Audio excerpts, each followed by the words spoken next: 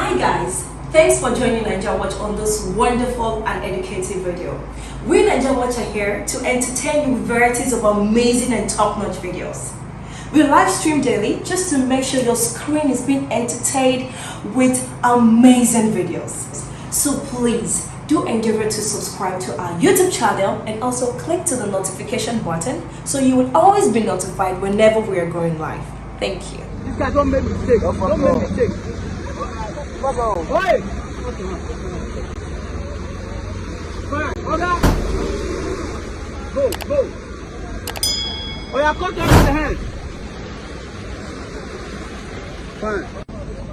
Hello, viewers. Good day to you.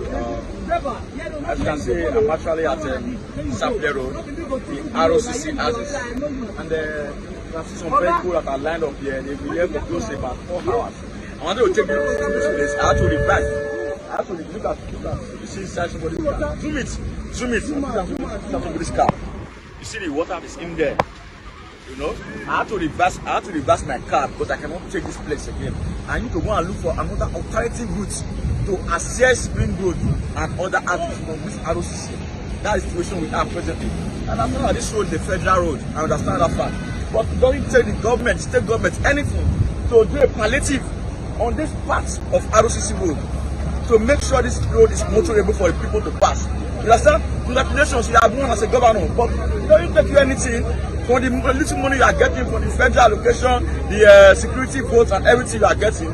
The palliative, I'm not saying you should do everything, just do a palliative on this road so that place can be motorable. That's the other lane of this road. But right now, we only have one lane that is passable, and both the other people in the other side, they are using this lane, and these people they are using this lane. Just one place. It's supposed to be a demarcated place. It's not demarcated, but the other side right now, the water here is there. We have heap of water right there right now. This place is, in fact, an eyesore in Benin City. I must say the truth. I had to come here today, and I had to reverse again. Because me no want one motor, not be like this. I can't reverse. I have to reverse. So, Your Excellency, the federal government, we are calling on you all to please, get into the crime of the people who are using this road on a daily basis. People are suffering, I must say. People are suffering, you know. So please, I just take a view, take a look at everything, and you see that we know what you are doing, we know what you are saying. And many of people talking to